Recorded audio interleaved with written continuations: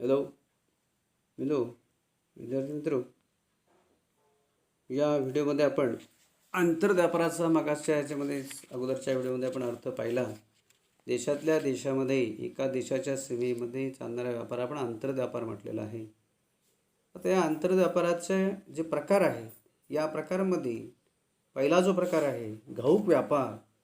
या घाऊक व्यापाराविषयी आपण आज माहिती पाहणार. घाऊक व्यापार म्हणजे काय, घाऊक व्यापारी आणि घाऊक व्यापाराची वैशिष्ट्ये एवढंच फक्त माहिती या व्हिडिओमध्ये पाहणार आहोत. घाऊक म्हणजे घाऊक व्यापार आंतरव्यापाराचा एक प्रकार आहे. आणि घाऊक व्यापार म्हणजे काय आणि घाऊक व्यापाराची वैशिष्ट्ये हे आपण या व्हिडिओमध्ये अभ्यासणार आहोत. आता इथं आपण जर पाहिलं तर अंतर्गत व्यापारामध्ये इथं प्रामुख्याने कुठल्याही देशाच्या अर्थव्यवस्थेमध्ये वस्तूचं उत्पादन जे घेतल्यात असतं ते उत्पादक विविध प्रकारच्या वस्तू किंवा सेवांचे उत्पादक त्याचे उत्पादन घेत असतात. आणि हे उत्पादन कोणासाठी असतं, अंतिम ग्राहकासाठी असतं. उत्पादक काय स्वतः वापरासाठी वस्तू खरेदी करत नाही या निर्माण करत नाहीत, किंवा उत्पादक आणि ग्राहक मात्र वस्तू स्वतःच्या वापरासाठी ती खरेदी करत असतात. आणि आपण सुरुवातीला पाहिलेलं आहे की ज्यावेळी कोणत्या वस्तूचा अंतिम ग्राहक ज्यावेळी ती वस्तू स्वतःच्या वापरासाठी खरेदी करतो त्यावेळी खऱ्या अर्थानं ते उत्पादन आणि त्याचा वापराचं एक चक्र पूर्ण होतं आणि खऱ्या अर्थानं तो व्यापार झाला असं म्हणता येतो. की ज्यावेळी एखादी व्यक्ती त्या वस्तूचा स्वतःसाठी वापर करण्यासाठी खरेदी करते, म्हणजे जो अंतिम ग्राहक आहे, हा ग्राहक ज्यावेळी त्या वस्तूला मिळतो त्यावेळी खऱ्या अर्थानं त्या वस्तूचं उत्पादन झाल्याचं किंवा उत्पादन झाल्यामुळे त्याचा फायदा त्या देशातील सर्व नागरिकांना किंवा ग्राहकांना होत असतो. म्हणजे कोणती वस्तू किंवा सेवा ही ग्राहकासाठी उपयुक्त आहे. ग्राहकच जर नसेल तर कोणत्या वस्तू उत्पादन हे शक्य होणार नाही. आज आपण पाहतो, लक्षात घ्या, अनेक याच्यामध्ये आजच्या वस्तूच्या लॉकडाऊन पिरियडमध्ये किंवा कोरोना याच्यामध्ये आपण जर पाहिलं तर हे संपूर्णपणे व्यापार साखळी म्हणजे उत्पादक आणि ग्राहक याच्यामध्ये प्रत्येक संपर्क साधणं किंवा ग्राहकांना असंख्य वस्तू त्या ठिकाणी आज मिळू शकत नव्हत्या. उत्पादकाला सुद्धा विविध प्रकारच्या बाजारपेठापर्यंत पोचता येत नव्हतं, कारण वाहतूक साधनं बंद होती किंवा अनेक प्रकारे, लक्षात घ्या, अनेक व्यापारी बंद होते, सर्व व्यापार बंद होता, ग्राहकावरती निर्बंध होते आणि सर्व व्यापार चक्र ठप्प झालं होतं. वस्तूची वितरण साखळी पूर्णपणे कोलॅप्स झाली होती. म्हणजे लक्षात घ्या की जोपर्यंत सर्व वितरण साखळी व्यवस्थित असते तोपर्यंत आपण त्याचं महत्त्व कळत नसतं, पण त्याच्यामध्ये एक घटक किंवा संपूर्णपणे जर तो बंद झाला तर त्याचा परिणाम अंतिम ग्राहकावरती होतो, उत्पादकावरती होतो, व्यापाऱ्यावरती होतो असतो आणि त्या देशाच्या संपूर्ण अर्थव्यवस्थेवरती त्या ठिकाणी त्याचा प्रतिकूल परिणाम दिसत असतो. म्हणजे आज कोणत्याही देशामध्ये वस्तू असो किंवा सेवा असो, ही जी निर्माण केली जात असते, उत्पादक त्याचं निर्माण करतात, पण उत्पादक त्याच वस्तू विविध प्रदेशामध्ये घाऊक व्यापाऱ्यांमार्फत म्हणजे स्टॉकिस्ट जे आहेत यांना त्याची वस्तू विक्री करत असतात. आणि घाऊक व्यापारी किरकोळ व्यापारापर्यंत त्या वस्तू पोचवतात आणि किरकोळ व्यापारी आहे हा किरकोळ व्यापारी अंतिम ग्राहकाशी संपर्क साधून म्हणजे अंतिम विक्री करत असतो, की ज्या माध्यमातून खऱ्या अर्थानं त्या वस्तूचं पैशामध्ये रूपांतर होत असतं. जी वस्तू निर्माण केली पैशाच्या बदल्यामध्ये खऱ्या अर्थानं देवाणघेवाण, तो खऱ्या अर्थानं व्यापार होत असतो. आता इथं आपण घाऊक व्यापाराबद्दल माहिती पाहणार आहोत. आंतरव्यापाराचे प्रकार थोडक्यात आपण अगोदरच्या चार्टमध्ये व्यापाराचेच प्रकार पाहिलेले आहेत. पण घाऊक व्यापार हे सुरू करण्यापूर्वी अगोदर लक्षात की घाऊक व्यापार हे कोणामुळे, उत्पादकामुळे. उत्पादकांनी जर केलंच नाही तर घाऊक व्यापाराला कशाचं तो मध्यस्थ म्हणून काम करणार आहे. तर घाऊक व्यापार म्हणजे त्याचा शब्दामध्ये त्याचा खरा म्हणजे अर्थ आहे. पण मुळात या घाऊक व्यापाराची गरज किंवा घाऊक व्यापाराचं स्थान काय आहे, म्हणजे उत्पादन आणि वितरण यांच्यामध्ये मोठी दरी आहे आणि या दरीला भरून काढण्याचं काम वितरण साखळी करते. आणि वितरण साखळी, चेन ऑफ डिस्ट्रीब्युशन त्याला म्हणतो, ही आंतरव्यापारामध्ये अत्यंत महत्त्वाची आहे. वितरण साखळी आंतरव्यापारामध्ये, अंतर्गत असो किंवा विदेशी व्यापार पण असो, बहिर्गतमध्ये पण आहे. अत्यंत महत्त्वाचे आहे, कारण उत्पादक हा एका विशेष ठिकाणी स्थायिक असतो आणि ग्राहक हे अनेक ठिकाणी जागतिक स्तरावरती विखुरलेले आहेत. आणि उत्पादक आणि उपभोक्ता याच्यामधील ही दरी वितरण साखळीमुळे कमी केली जात असते. आणि विविध साधनांच्या वाटपामुळं वस्तू योग्य वेळेमध्ये योग्य ठिकाणी व योग्य त्या प्रमाणात मिळण्याला मदत होत असते. म्हणून वस्तू वितरण साखळी पहिला घटक कोण आहे? पहिला घटक उत्पादक आहे, दुसरा घटक घाऊक व्यापारी आहे, तिसरा घटक किरकोळ व्यापारी आणि चौथा घटक ग्राहक आहे. मग या वस्तू वितरण साखळीमधील जो पहिला दुवा म्हणूया आपण, घटक नव्हे, घटक कोण आहे? उत्पादक आहे. आणि पहिला दुवा म्हणजे कोण? दोघांमध्ये संपर्क साधणारा, समन्वय साधणारा, तो कोण आहे? घाऊक व्यापारी. आणि त्यांच्या जो काय व्यवहार होतो त्याला आपण घाऊक व्यापार म्हणत असतो. आता अगोदर आपण घाऊक व्यापाराचा अर्थ बघू. आता इथे लक्षात घ्या की घाऊक व्यापार हा अंतर्गत व्यापाराचा एक महत्त्वाचा भाग आहे. घाऊक व्यापारामध्ये प्रामुख्याने उत्पादकाकडून मोठ्या प्रमाणावरती मालाची खरेदी करून तो किरकोळ व्यापाऱ्यांना किंवा उद्योजकांना त्यांच्या मागणीनुसार तौलनिकदृष्ट्या लहान प्रमाणामध्ये विकणं याला घाऊक व्यापार असं म्हटलं जात असतं. आणि घाऊक व्यापारी हा उत्पादक आणि किरकोळ विक्रेता यांना जोडण्याचं एक महत्त्वाचं काम त्या ठिकाणी करत असतो किंवा तो दुवा आहे. उत्पादक आणि किरकोळ व्यापारी यांना जोडणारा एक अत्यंत महत्त्वाचा दुवा आहे. जेव्हा वस्तूंची खरेदी उत्पादकाकडून किंवा निर्मात्याकडून मोठ्या प्रमाणावर पुनर्विक्रीच्या उद्देशानं केली जाते, जेव्हा वस्तूंची खरेदी उत्पादकाकडून किंवा निर्मात्याकडून मोठ्या प्रमाणावरती आणि पुनर्विक्रीच्या उद्देशानं केली जाते, त्याला घाऊक व्यापार असं म्हणतात. घाऊक व्यापारात खरेदी विक्री करण्यात जी व्यक्ती व्यस्त असते त्या व्यक्तीला घाऊक व्यापारी असं म्हटलं असतं. घाऊक व्यापारी किरकोळ व्यापाऱ्यांना विक्री करण्यासाठी उत्पादकांकडून वस्तूंची खरेदी करतात आणि म्हणून घाऊक व्यापारी हे खरेदीदार आणि विक्रेते पण असतात. खरेदीदार पण आहेत आणि विक्रेते पण आहेत. खरेदी कोणाकडून करतात? उत्पादकांकडून खरेदी करतात आणि किरकोळ व्यापाऱ्यांना विक्री करत असतात. त्यामुळे ते घाऊक व्यापारी कुठल्याही वस्तूचा असू द्या, कुठल्याही सेवेचा असतो, सेवेचा घाऊक शक्यतो असतो, वस्तूंचाच प्रामुख्याने घाऊक व्यापारी आहे. पण काही प्रमाणात सेवामध्ये पण घाऊक व्यापार करणारे त्या आहे, काही एजन्सी आहेत. उदाहरणार्थ अनेक प्रकारचं ह्युमन रिसोर्स पुरवणं आहे, ती पण सेवा आहे. मग तो सेवा पुरवणारा सुद्धा व्यवसाय करणारा घाऊक व्यापारी आहे, एजन्सी आहेत तशी. घाऊक व्यापारी वस्तू व सेवांच्या वितरणामध्ये विविध भूमिका पार पडत असतो. तसंच उत्पादकाला ग्राहकापर्यंत पोहोचण्याला घाऊक व्यापारी मदत करतो. अर्थात इथं सुद्धा घाऊक व्यापारी किरकोळ व्यापाऱ्यांच्या मदतीनं ग्राहकापर्यंत पोहोचतो. सर्वांचं स्थान त्या त्या ठिकाणी महत्त्वाचं आहे. त्यामुळं प्रामुख्याने घाऊक व्यापार यामध्ये म्हणजे प्रामुख्यानं उत्पादकाकडून मोठ्या प्रमाणावरती माल विकत घेऊन तो किरकोळ व्यापाऱ्यांना किंवा उद्योजकांना त्यांच्या मागणीनुसार तौलनिकदृष्ट्या लहान प्रमाणामध्ये विकणे याला आपण घाऊक व्यापार म्हणतो. आणि अशा प्रकारचा व्यापार करणारी व्यक्ती जी आहे, जे व्यवहार करते, अशा प्रकारचे व्यापार करणारी व्यक्ती आहे त्याला आपण किंवा संस्था बनू शकते, इन्स्टिट्यूशन, एखादी संस्थासुद्धा घाऊक व्यापाराचं काम त्या ठिकाणी करत असते. त्या व्यक्तीला किंवा संस्थेला काय म्हणतो आपण? घाऊक व्यापारी. तर घाऊक व्यापारी ह्या वस्तू आणि सेवा यांच्या वितरण साखळीमधील उत्पादक आणि किरकोळ व्यापारी यांना जोडणारा एक महत्त्वाचा दुवा आहे. 2-3 व्याख्या दिलेल्या आहेत, त्या पुस्तकामध्येच आहेत. ठीक आहे, तरी आपण त्याचा थोडक्यात आता उल्लेख करू. फिलिप कोटलर यांच्या मते काय म्हटले बघा, जी व्यक्ती व्यवसायामध्ये मालाची पुनर्विक्री करण्याच्या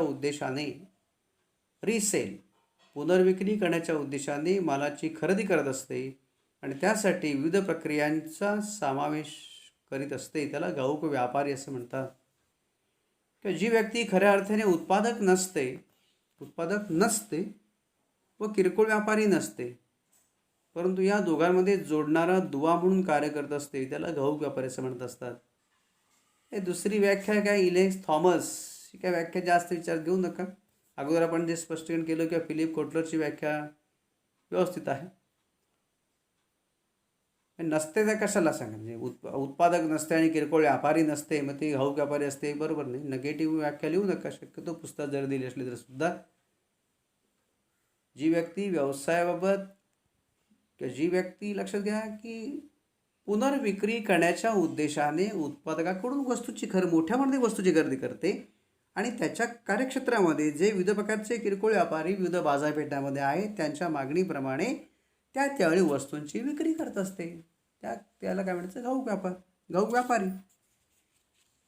ठीक आहे. त्यानंतर आता आपण प्रामुख्याने इथं घाऊक व्यापाराची वैशिष्ट्ये पाहणार आहोत. घाऊक व्यापाराची वैशिष्ट्य थोडक्यामध्ये आपण बघू, त्याचा अर्थ पाहिल्यानंतर. आता प्रामुख्याने काय म्हटलं, पहिलं म्हटलेलं आहे, घाऊक व्यापारी मोठ्या प्रमाणावर उत्पादकाकडून वस्तूंची खरेदी करत असतो. म्हणजे मोठ्या प्रमाणावरती खरेदी, बरोबर. घाऊक व्यापारी मोठ्या प्रमाणावरती उत्पादकाकडून वस्तूंची खरेदी करत असतो. का? कारण घाऊक व्यापारी विविध उत्पादकांकडून मोठ्या प्रमाणावरती मालाची खरेदी करतो आणि तो माल किरकोळ व्यापाऱ्यांना त्यांच्या मागणीनुसार तौलनिकदृष्ट्या लहान प्रमाणावरती विकत असतो. आता इथे पहिलं खरेदीच म्हटलेलं आहे. खरेदी मोठ्या प्रमाणावरती का? कारण त्याची बाजारपेठ तुलनेनं अधिक व्यापक असते, विस्तृत असते. त्याच्या कार्यक्षेत्रामध्ये असणारे किरकोळ व्यापारी असंख्य असतात आणि प्रत्येक किरकोळ व्यापाराला त्यांच्या मागणीप्रमाणे वस्तूंचा पुरवठा वेळेवरती करता यावा आणि म्हणून घाऊक व्यापारी काय करत असतो, मोठ्या प्रमाणावरती वस्तूंची, म्हणजे उत्पादकांकडून त्या वस्तूंची मोठ्या प्रमाणावरती खरेदी करून त्या वस्तूंचा साठा त्या ठिकाणी ठेवत असतो, मोठ्या प्रमाणावरती साठा ठेवत असतो, की जेणेकरून त्याच्या कार्यक्षेत्रातील प्रत्येक किरकोळ व्यापाऱ्याची गरज त्याच्या मागणीप्रमाणे त्यावेळी ताबडतोब पूर्ण करता येणं शक्य होईल. दुसरं गोष्ट काय म्हटलं बघा, वाटपाच्या प्रक्रियेमध्ये घाऊक व्यापारी सर्वात जास्त धोका पत्करतो. धोक्याचा स्वीकार म्हणून थोडक्यामध्ये लक्षात घ्या, अधिक धोका स्वीकारत असतो. आता धोका का स्वीकारतो, का धोका अधिक का आहे? कारण लक्षात घ्या की या घाऊक व्यापाऱ्याकडे, कुठलाही घाऊक व्यापारी असो, मोठ्या प्रमाणावरती वस्तूची खरेदी करत असल्यामुळं वस्तूंचा साठा मोठ्या प्रमाणावरती असतो आणि ज्यावेळी वस्तूचा साठा मोठ्या प्रमाणावरती असतो त्यावेळी बाजारपेठेमध्ये होणारे बदल, ग्राहकांच्या आवडीनिवडी, किमतीमधील चढ उतार, मालाच्या गुणवत्तेचा ऱ्हास किंवा उधारी बुडण्याचा संभव, असे अनेक धोके घाऊक व्यापाराला पत्करावे लागतात. वस्तू उत्पादन झाल्यानंतर घाऊक व्यापारी उत्पादकाकडून ताबडतोब माल खरेदी करत असतो आणि त्यामुळं तो माल किरकोळ व्यापाराच्या दुकानात पोचेपर्यंत, म्हणजे उत्पादकाकडून जो माल खरेदी केलेला आहे तो खरेदी केल्यानंतर किरकोळ व्यापाराला त्या वस्तूंची विक्री करेपर्यंत घाऊक व्यापाऱ्याकडे त्या वस्तूचा साठा असतो आणि किरकोळ व्यापाराच्या दुकानापर्यंत पोचेपर्यंत किंवा किरकोळ व्यापारात त्या वस्तूंची विक्री करेपर्यंत विविध प्रकारचे व्यावसायिक धोके, नैसर्गिक धोके, सामाजिक धोके हे घाऊक व्यापाराला स्वीकारावे लागत असतात. त्यामुळे सर्वात जास्त धोका या घाऊक व्यापाराला असतो. तर आता तिसरं वैशिष्ट्य काय म्हटलं बघा, घाऊक व्यापारी हा एका प्रकारच्या का काही विशिष्ट प्रकारच्या वस्तूंची खरेदी विक्री करतो. हां, किंवा मर्यादित वस्तूंची खरेदी विक्री, मर्यादित वस्तूंचा व्यवसाय. सर्व प्रकारच्या वस्तू नसतात घाऊक व्यापाराकडे. घाऊक व्यापारी विशिष्ट, काही वेळा तर विशिष्ट वस्तूंनाच घाऊक व्यापारी असतो. उदाहरणार्थ एखाद्या कंपनीचाच घाऊक व्यापारी, तो फक्त एकाच कंपनीचा माल ठेवतो. किंवा उदाहरण समजा तांदळाचा घाऊक व्यापारी आहे, गव्हाचा घाऊक व्यापारी आहे, किंवा तुमची ऑइल्स आहेत, फक्त ते विविध प्रकारची खाद्यतेलं, किंवा भाजीपाल्याचा घाऊक व्यापार असेल. आता का? लक्षात घ्या, आपण पहिलंच म्हटलंय मोठ्या प्रमाणामध्ये खरेदी आहे. मोठ्या प्रमाणामध्ये खरेदी आहे की त्याच्या कार्यक्षेत्रामध्ये असंख्य किरकोळ व्यापारी आहेत. घाऊक व्यापाराचं कार्यक्षेत्र हे अधिक असल्यामुळं त्याच्या कार्यक्षेत्रामध्ये असंख्य किरकोळ व्यापारी असतात आणि या सर्व किरकोळ व्यापाऱ्यांच्या सर्वच वस्तूंची गरज तो पूर्ण करू शकत नाही. सर्वच प्रकारच्या वस्तू व्यापार करायचा म्हटलं तर त्याला त्यासाठी आवश्यक असणारं भांडवल असेल, बाजारपेठेतली माहिती असेल, ज्ञान असेल, हे एकाच व्यक्तीकडे असतं असं नाही. आणि म्हणून एका ठराविक प्रकारच्या किंवा एका उत्पादकानं निर्माण केलेल्या सर्व प्रकारच्या वस्तूंचा व्यापार त्या ठिकाणी तो करत असतो. म्हणजे तो जो काही आर्थिक व्यवहार करतो, घाऊक व्यापारी जो काय व्यवसाय करतो, हे ठराविक विशेष प्रकारच्याच वस्तूंचा व्यापार त्या ठिकाणी करत असतो. म्हणजे कारण असं आहे की मगाशी म्हटलं तसं की त्याला मोठ्या प्रमाणात खरेदी करावी लागते आणि त्याच्या कार्यक्षेत्रामध्ये असणारे किरकोळ व्यापारी असंख्य असतात. त्यामुळे ते संपूर्ण सर्वच प्रकारच्या वस्तूंची खरेदी एवढ्या मोठ्या प्रमाणात करणं हे एका व्यक्तीला शक्य नसतं, कारण धोके अधिक असतात. आपण ते दुसरंही पाहिलेलं आहे. वस्तूची खरेदी केल्यानंतर, उत्पादकाकडून वस्तूंची खरेदी केल्यानंतर किरकोळ व्यापारापर्यंत त्या वस्तू पोचणेपर्यंत जो मधल्या दरम्यानचा काळ आहे, त्या काळामध्ये असंख्य धोके असल्यामुळं सर्वच प्रकारच्या वस्तूंचा व्यापार करणं हे घाऊक व्यापाराला शक्य नसतं. आणि म्हणून तो एका ठराविक विशिष्ट प्रकारची वस्तू किंवा विशिष्ट उत्पादकाच्या वस्तू यांची खरेदी विक्री मोठ्या प्रमाणात करण्याचं कार्य करत असतो. त्यानंतर घाऊक व्यापाराला मोठ्या प्रमाणात भांडवलाची आवश्यकता असते.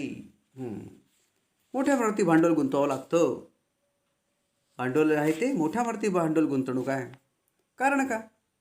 कारण घाऊक व्यापाराला उत्पादकाकडून मोठ्या प्रमाणावरती मालाची खरेदी करून त्याचा मोठ्या प्रमाणात साठा करावा लागत असतो.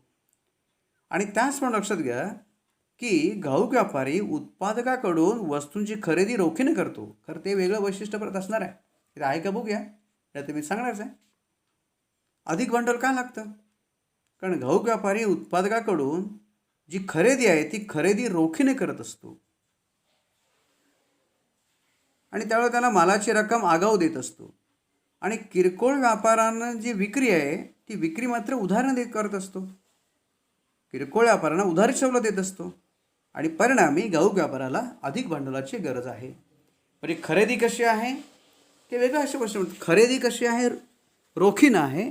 उत्पादकाकडून वस्तूंची खरेदी रोखीनं आहे आणि किरकोळ व्यापाऱ्यांना वस्तूंची विक्री जी आहे ही विक्री मात्र उधारी सवलतीवरती आहे.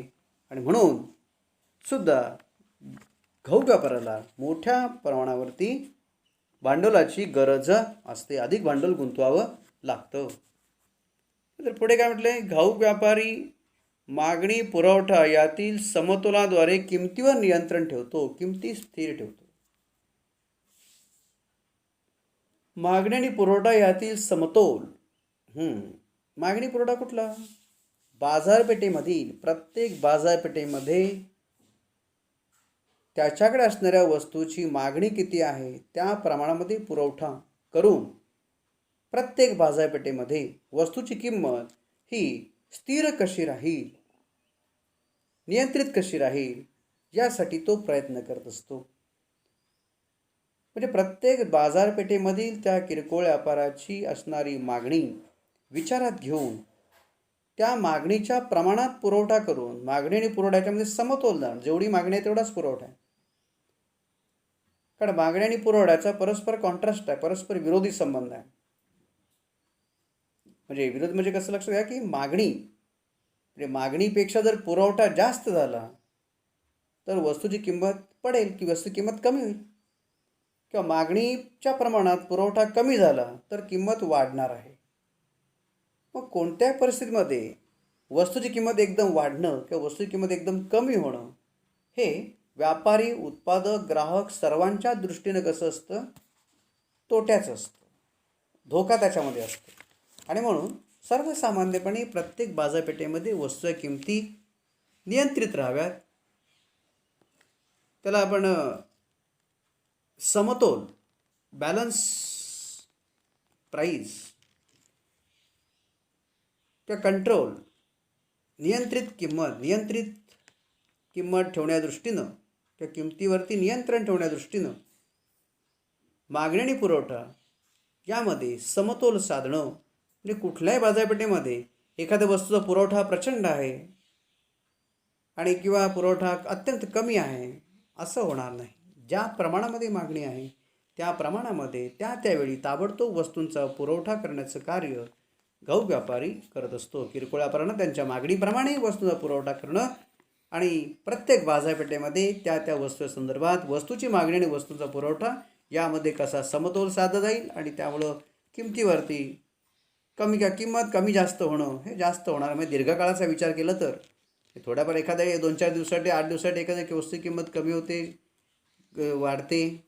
परंतु दीर्घकाळाचा जर विचार केला तर त्या लेवलमध्ये एका विशिष्ट प्रमाणामध्ये ती किंमत स्थिर कशी राहता येईल यासाठी घाऊक व्यापारी प्रयत्न करत असतो.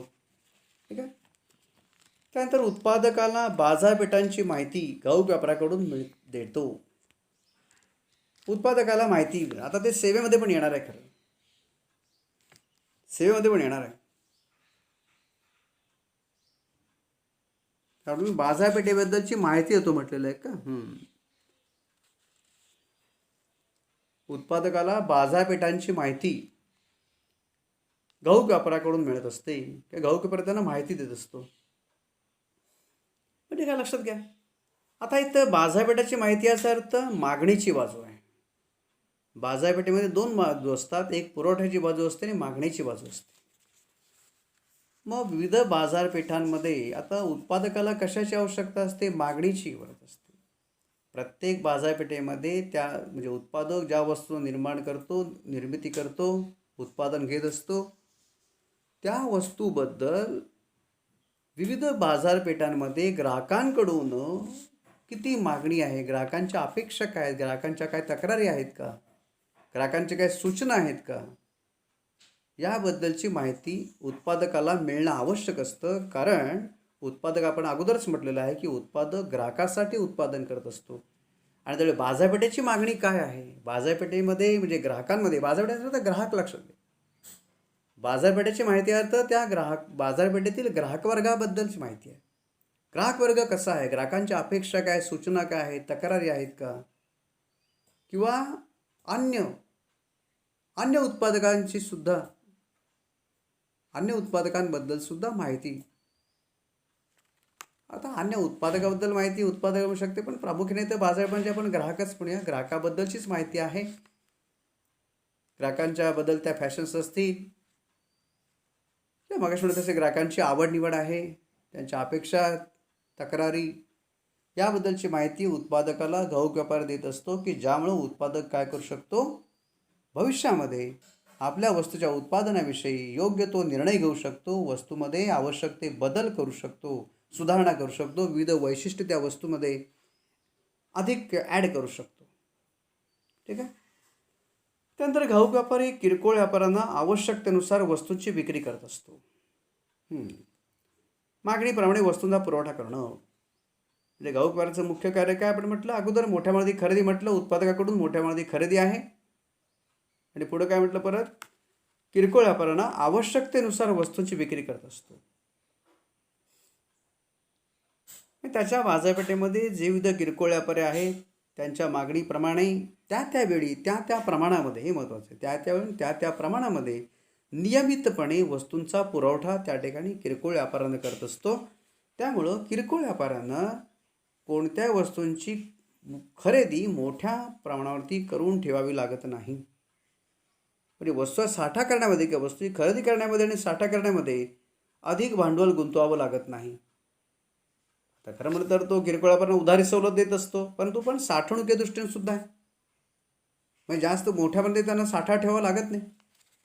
ठराविक मुदतीनंतर 15 दिवसानंतर किंवा 1 महिन्यानंतर घाऊक व्यापारी किरकोळ व्यापाऱ्याला घरपोच दुकानापर्यंत वस्तूंचा पुरवठा करत असतो. त्यांच्या गरजेप्रमाणे त्या प्रमाणात वस्तूंची विक्री करत असतो. त्यामुळे किरकोळ व्यापाऱ्याला मोठ्या प्रमाणात एकदम वस्तूची खरेदी करून ठेवणं आणि मग त्याचा धोका स्वीकारणं, साठा अधिक करणं, धोका स्वीकारणं, यापासून किरकोळ व्यापारी काय करत असतो, मुक्त होत असतो. त्यात काढलं घाऊक व्यापारी बाजारातील वेगवेगळी कार्य करतो. ते कार्य दिले थोडक्यात, खरं वैशिष्ट्यामध्ये कार्य दिली आहेत. ही कार्य आहेत सगळी. म्हणजे घाऊक व्यापारी कोणती कार्य करतो हे त्यांनी वैशिष्ट्य दिलेलं आहे. विविध वस्तू जमा करणे, घाऊक व्यापारी गोदामामध्ये माल साठवणे, त्याचं प्रमाणीकरण आहे, बांधणी, जाहिरात, वाहतूक करणं आणि आर्थिक मदत. आता ते सेवेमध्ये परत येणार आहे. सेवा किंवा कार्य याच्यामध्ये सर्व येणार आहे लक्षात. वस्तू साठा ठेवणं, वाहतूक करणं, प्रमाणीकरण, बांधणी, जाहिरात, आर्थिक सहाय्य करणं, अप्रत्यक्ष आर्थिक सहाय्य बनवू शकतो. ज्यावेळी घाऊक व्यापारी उत्पादकांकडून वस्तूंची खरेदी करतो त्यावेळी तो ॲडव्हान्समध्ये पैसे देत असतो, आगाऊ रक्कम देत असतो. त्यावेळी ते उत्पादकाला एक प्रकारे आर्थिक सहाय्य आहे. किंवा किरकोळ व्यापाऱ्यांना तो उधारण सवलत देतो, वस्तूंची विक्री करतो. उधारण विक्री आहे हे सुद्धा एक प्रकारे आर्थिक सहाय्य आहे. कारण जर उधारी सवलत घाऊक व्यापाऱ्यानं किरकोळ व्यापाऱ्यांना दिली नसती तर किरकोळ व्यापाऱ्यांना त्यांच्या खरेदीसाठी अन्य मार्गाने पैसा उभा करावा लागला असता, कर्ज काढावं लागलं असतं. पण ते काढावं लागत नाही. म्हणजे कर्जाची गरज त्यांना विशेष अधिक भासत नाही. म्हणजे वस्तूची खरेदीसाठी कर्ज काढावं लागत नाही. कारण ठराविक कालावधीसाठी उधारी सवलत त्या ठिकाणी देत असतो आणि त्यामुळे तो किरकोळ व्यापाऱ्यांनासुद्धा अप्रत्यक्षपणे आर्थिक सहाय्य करत असतो. म्हणजे अशा प्रकारे एक 7-8 वैशिष्ट्य त्या ठिकाणी सांगता येतील. घाऊक व्यापार आणि घाऊक व्यापारी म्हणजे काय आणि घाऊक व्यापाराची वैशिष्ट्ये स्पष्ट करा असं जर म्हटलं तर ही कार्ये आपल्याला प्रामुख्याने सांगता येतील. आता अजूनही 1-2 वैशिष्ट्य आहेत. तिथे एक सांगता येतं बघा, आपण विशिष्ट वस्तू व्यापार म्हटलेलं आहे, भांडवल गरज म्हटलं. मोठ्या प्रमाणात विक्री किंवा उलाढाल आहे. घाऊक व्यापाराची उलाढाल जी आहे ही मोठ्या प्रमाणात आहे. कारण घाऊक व्यापारी हा अनेक किरकोळ व्यापाऱ्यांना लहान प्रमाणामध्ये वस्तूंचा नियमित पुरवठा करत असतो आणि परिणामी त्याच्या विक्रीची एकूण उलाढाल जी आहे ही विक्रीची एकूण उलाढाल मोठ्या प्रमाणावरती आहे. मोठ्या प्रमाणात विक्री करत असतो. त्यानंतर अजून कोणतं सांगता विपणन कार्य म्हटलेलं आहे. ते कार्य दिलं वैशिष्ट्यामध्ये म्हटलेलं आहे विपणन कार्य करतो. म्हणजे मालाचं एकत्रीकरण, साठवणूक, प्रमाणीकरण, प्रतवारी, बांधणी. ठीक आहे. म्हणजे अशा प्रकारे जोखीम स्वीकार महत्त्वाचा दुवा आपण म्हटलं आहे. दुवा पहिला म्हटलं बघा याच्यात मला वाटतं नाही प्रत्यक्ष म्हटलं नाही पण ते एक वैशिष्ट्य म्हणूया आपण. हे खरं पहिलंच वैशिष्ट्य म्हणायला पाहिजे. घाऊक व्यापारी काय आहे? वस्तू वितरण साखळीमधील पहिला दुवा आहे. घाऊक व्यापारी हा वस्तू वितरण साखळीमधील पहिला दुवा आहे. कारण घाऊक व्यापारी म्हणजे उत्पादक आणि किरकोळ व्यापारी यांना जोडणारा दुवा आहे. म्हणजे उत्पादन केल्यानंतर पहिली खरेदी कोण करत असतो? घाऊक व्यापारी करत असतो आणि म्हणून तो उत्पादक आणि किरकोळ व्यापारी यांना जोडणारा महत्त्वाचा दुवा आहे.